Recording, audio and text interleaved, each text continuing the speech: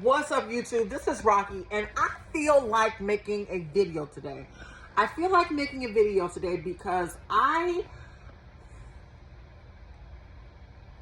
have started my weight loss journey basically with a theory. That weight loss, first of all, is underestimated as a condition, as a disease. It's ostracized, it's stigmatized. It has become a hush-hush issue that people do not want to deal with because it's considered embarrassing. Especially for the people that's going through it. And like myself, for instance, I used to hear stories all the time when I did not have a weight problem of people that were young and they were fit. And then as they got older, they had children, they began to, put on a lot of unnecessary pounds and still eating, just basically do the habits and eating and things like that. And one of the things that I noticed about my life, the reason why I had gained weight is because I had become depressed. I had basically turned to food to feel good about myself, to feel gratification, to feel satisfaction, to feel a whole host of emotions. And once I maxed out at 287, I realized, it hit me one day. I maxed out at 287. I couldn't breathe. I wasn't as agile. I wasn't as strong as I used to be. And I wanted to know what it was. And basically what it was is that I had gained a lot of weight. When I was younger, I was an athlete, so my metabolism was healthy, but at the same time, I was pushing myself athletically. I was pushing myself physically.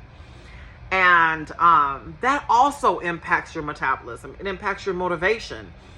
It impacts what you find, what you look to for motivation. And one of the things that I don't like about weight loss issues or gurus is that they tell you not to look towards people like models or people who are in shape for inspiration. And I disagree with that. I think that once we see certain celebrities and influencers that we like taking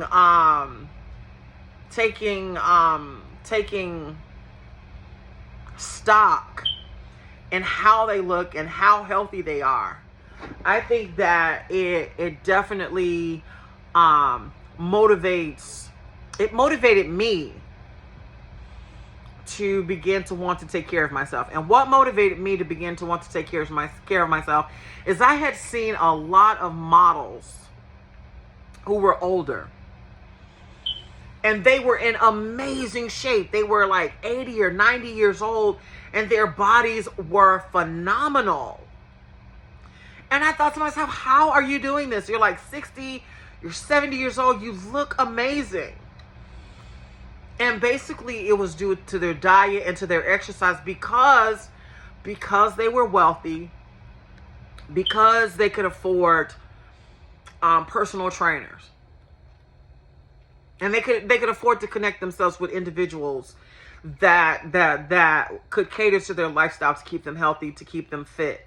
And because I'm not privy to that personal information, I don't know what it is. All I can do is admire the effects of it. But I determined if I can find out as much as I can about fitness and wellness and aesthetics and health, then I can modify behaviors or implement new behaviors in my life that I'm comfortable with. I mean, I love emulation, but after a while, y'all, emulation wears off and you begin to get frustrated because you don't have those same old cues. You don't have those same old behavior. You don't have that same motivation. But if you take on the responsibility of taking care of yourself by whatever means that you have, you can get a personal trainer. You can become a personal trainer. You can learn about nutrition. You can get a nutritionist. As for me, I wanted to become more of a science in my life because, like I said, I'm emotionally torn because I am an athlete. I mean, I competed competitively in my life. I have felt my body when it was strong. I have felt my body when it was injured and weak. And nothing has hit me harder than giving birth to 2 children that we also underestimate in this world. And for a lot of you young mothers that can have 5 and 6 children and get back into shape, all right, good for you. But that's not my story. I'm an athlete who had to eat in order to stay healthy. Me depriving myself of meals would affect my athletic performance. Me depriving myself of certain key nutritions and fats would deprive myself of my physical athletic performance. So that was not an issue for me. And me, as far as fasting goes, for me, when I fast because I'm truly not hungry. And it is amazing how many hours in the day that we truly are not hungry, y'all. And one of the things that I noticed when I was eating out of control is I was just eating to feel better. I was eating to feel better. I was eating because I was afraid, because I just given birth to 2 children. My body was weak. And what is the first thing we do when we want to feel strong? We want to eat something to make ourselves feel better. So of course I turned to the regular nutrition that I grew up eating, which was heavy, was calorie heavy, sugar heavy, bread heavy, sweet heavy, but not enough amino acid heavy, not enough complex fibers, and not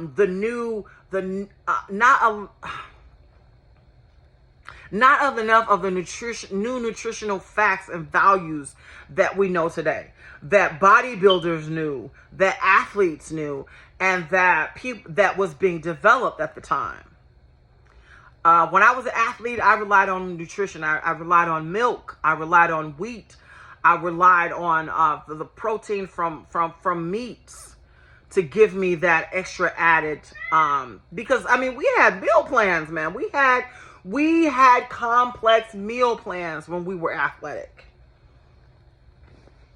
I mean, there was a certain amount of meats we ate. There was a certain amount of vegetables that we ate, and we knew to stay hydrated. But now there are complex proteins that we can eat that will fuel our muscles and that will keep us going. There are products out there that are designed to decrease the buildup of lactic acid in our muscles that allow us to build endurance. I mean, this is the technology and science behind physical wellness, and it has grown by leaps and bounds. And I have been away from it for a while.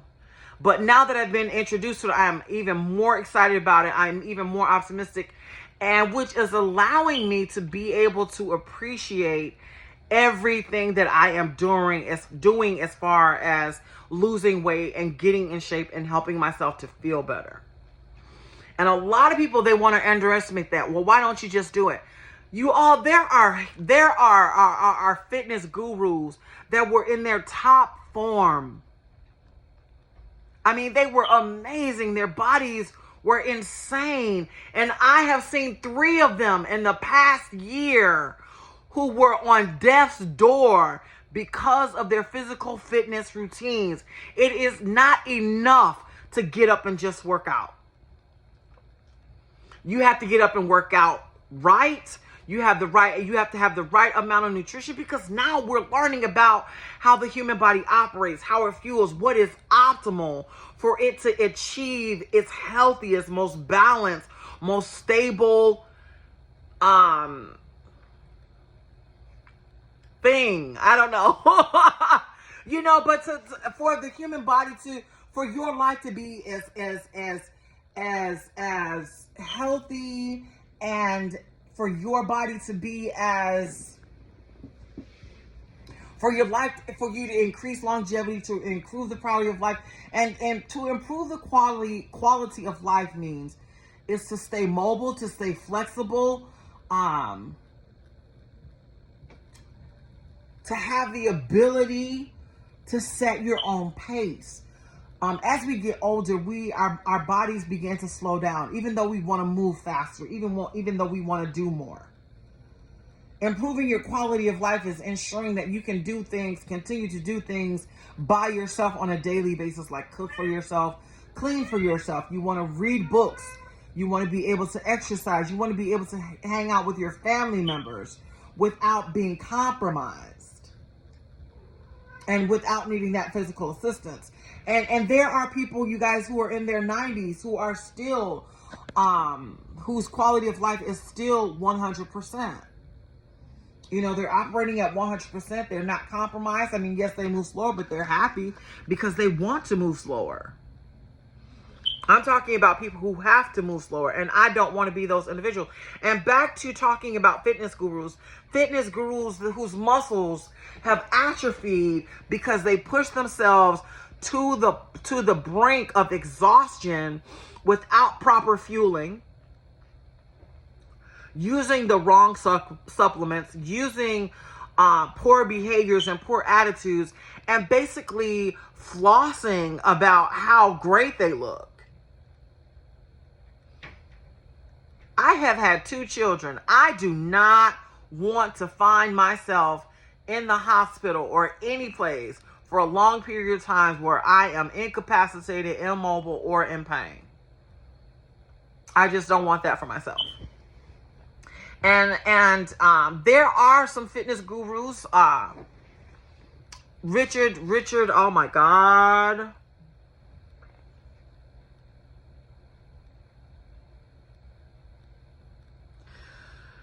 Oh, I forgot his name. His name is Richard something, red hair. He is a fitness guru, and he is looking great. You know what? Hold on. I want to see if I can find a picture of him. Richard, it was, oh my God, I can't remember his name. It's on the tip of my tongue.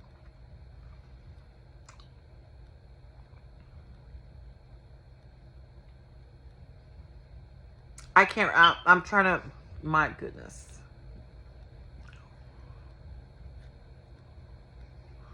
I don't even remember his name. Hold on, and I'm kind of stuck. But there are fitness gurus who took on the nature of fitness, and they took it seriously. There are only 2 that I know of, and they're still doing amazing. Because they took on a realistic attitude towards diet, exercise, and nutrition. They really did. And the reason why I know that what they've done is important is because they're still healthy today. They're still Richard, hold on. Oh my goodness. Richard Simmons. He was one of the first exercise gurus to basically design his own fitness and videos. And he's still thin today. He's still healthy. He is still, alive, and he's basically 75 years old, and he looks awesome. And it is based on how he ate. It is based on his physical fitness endeavors. It is based on him designing a program of physical fitness that was achievable if you put the work in. If you're dedicated to it, if you're serious about it. And I know that you all think that, with the time that Richard Simmons came around, I didn't have a weight issue.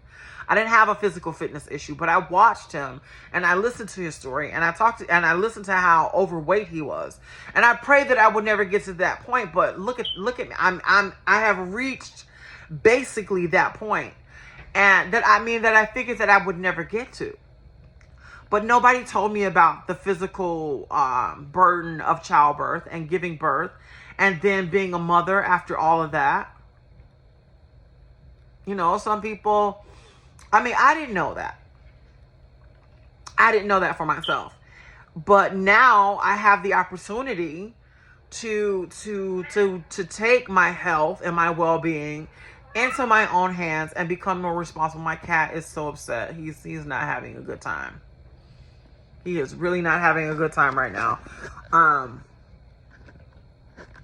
But yes, I wanted to upload this video because over the past week I have basically done a lot of research as far as physical fitness and wellness and nutrition goes. And it was just kind of important for me to share that. It was important for me to share this information because I know that there are a lot of people who are, a lot of young people who are dealing with being overweight. And a lot of people are taking it in their hand, taking the opportunity to get healthier and to get strong, to get healthier and to lose the weight.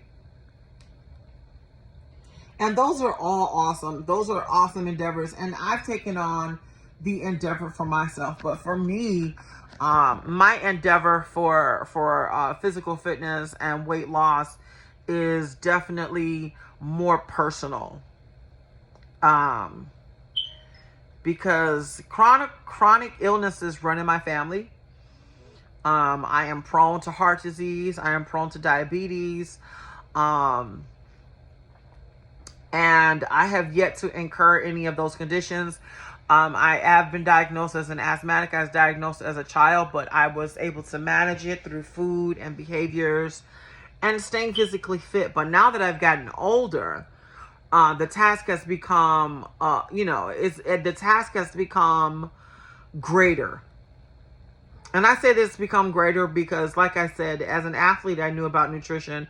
But if I ate like I did when I was an athlete, I would be, trust me, I would be more than 200 pounds. I would be more. And taking on this endeavor and to learn about supplements and to learn about weight loss and wellness and to understand my own personal needs, not looking at my body type and not looking at body types, but looking at wellness, overall wellness, the mind, the body, and the spirit. Being able to overcome myself and my own habits and my own negativity as far as how I eat and how I live is important to me. It's a part of my wellness journey. It's a part of my weight loss journey. And it is an endeavor, that I want to take seriously. I really do. I want to take it seriously and I want to understand it because it's my life. It's about the improvement of my life. It's about making my life better. It's about making me happier. And basically, you guys, I'm going to end this video. Thank you to my new followers. It takes 30 days to break a bad habit, but it also takes 30 days to learn a new, more positive, more productive behavior, y'all. Peace.